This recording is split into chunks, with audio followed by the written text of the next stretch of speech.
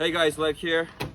4th of July, came to my buddy Roman's to do a sauna day, and my car's thermostat blew up 5 minutes from here. So we drove with the car being overheated basically. But 2004 Jeep Grand Cherokee, thermostat and housing replacement. Let me show you guys where it is and how to do it. Like I said, it's 4th of July, but thank God AutoZone was open.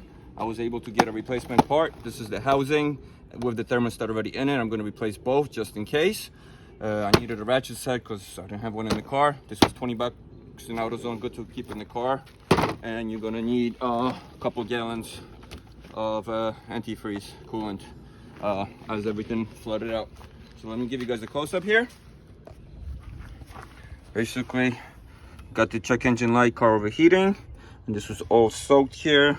Was checking, first thing I checked was if the hoses, the clamps popped, because here before on the bottom, let me see if I can show you guys. See that clamp down there? That blew one time, so I had to replace that. So check the clamps first before anything. But basically, as I was going through the car, popped this cover off, this manifold cover, and in here is your thermostat. So to disconnect the intake, you have to unscrew this bolt here, unscrew a bolt over here, disconnect this electrical connection here. This is the bolt I'm talking about that connects to the manifold, and this is your intake piping. Remove that, and here's our thermostat. So this is actually pretty crazy. I've never seen this happen on a car, but it just blew, overheated. What the reason is, I don't know, but we're gonna take this apart, replace it, check the hoses, refill it, and hopefully that was it.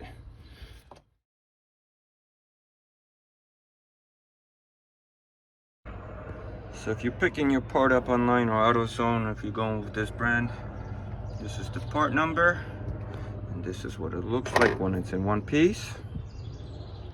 And this is housing with the thermostat, as you see in here. So if you're replacing both, that's what you want. But if you're gonna keep the old thermostat, which I don't recommend honestly if you're already doing all this, then you want just the housing alone. But get a Mopar brand if you have time to do this. This is an emergency in my case, so gotta do it now. So first, we want to unclip our upper radiator hose. You're gonna need a set of pliers. You need to squeeze this together if you have this type, and just pull it off. Save all that for later.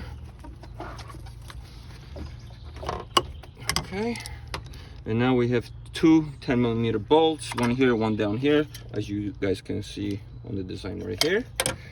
So, going with that.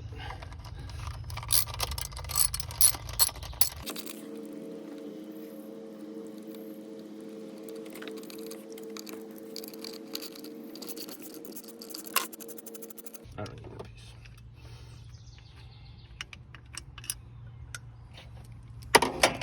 Let's pull out the housing. So yeah.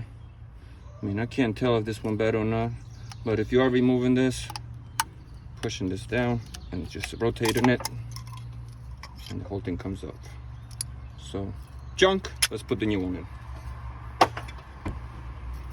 Make sure your seal is in place and it's not misaligned. Put this right in here. Oh, take the old seal off too, don't leave that on.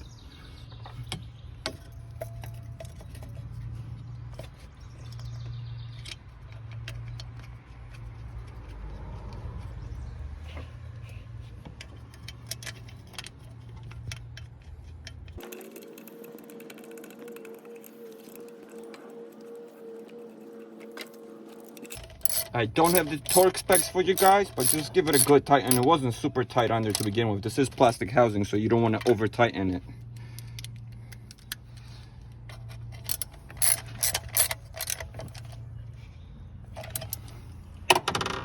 Get a hose back on, which still looks in good shape. That's a good sign.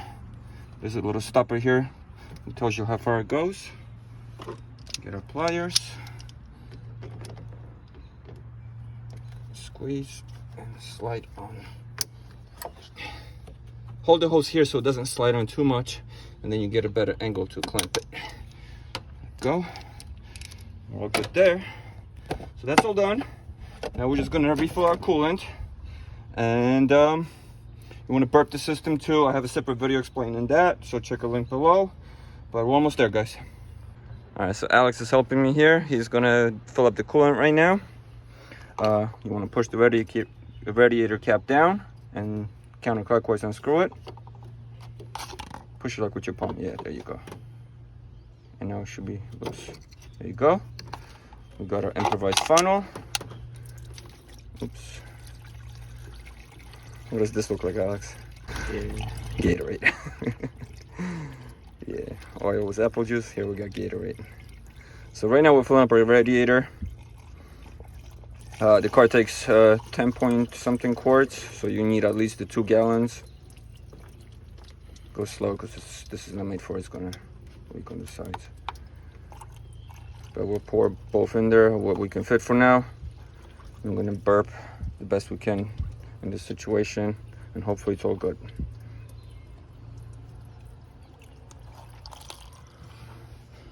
Found some athletic tape, taped it down because we're going to try to burp our cooling system. We got to get the coolant into the engine. Right now, I didn't even empty 1 gallon yet, and it's already kind of like topped off. So it's going to start sucking it up as we run the engine right now and get it circulating. So go ahead, Alex, start.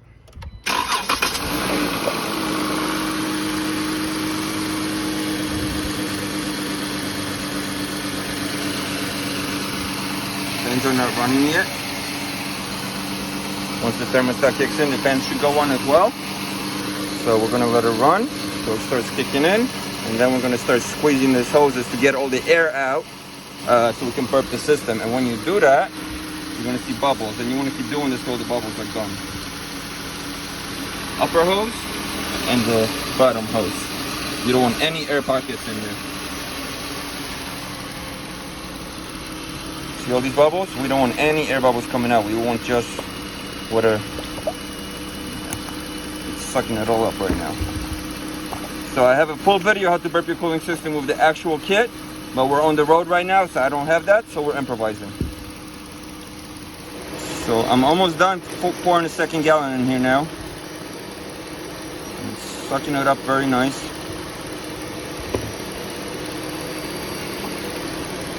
Give it a little rev. I said little. All right.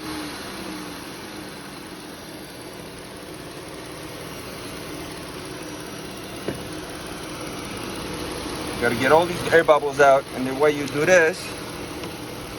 All right, I guess not yet.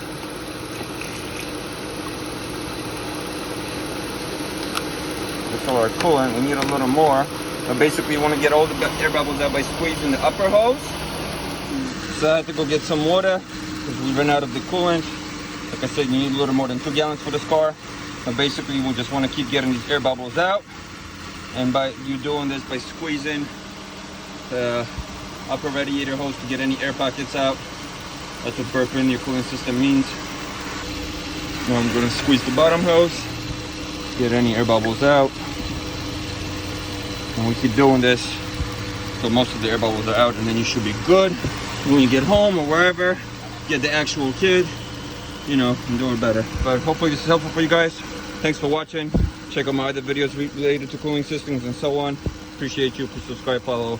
Any questions, let me know below. Another thing I mentioned, you don't have to keep filling this out because you know when it's full, when this thing fills up, so it actually overflows. So it's going to overflow. It has an overflow valve, so that's fine. But besides that, we're all good. We can close up shop, turn up the car, and be done with it. All right, so we burped the cooling system, and I did a quick separate video on that to show you guys how to do the full process. But basically, close back up your radiator, everything's good and functioning. We ran the car and tested it for about 10-15 minutes. Now we can put back our intake, and as I mentioned earlier, it's only 2 screws, the one here and the one here, and there's a little tab here. You got to drop it onto this so we don't damage the new thermostat, and then this will snap in here to the manifold. Don't put the tab in until you snap this piece in. Now we put that tab in here. Okay, clip this on. There's a little holder here. Clip this on so this is not loose. Slides right on, that's it. You can clap this cable back on here. I'm gonna have to replace this piece. you know, we're good. And then just tighten the bolt, snap the electronics back on here. And then gotta tighten this one up.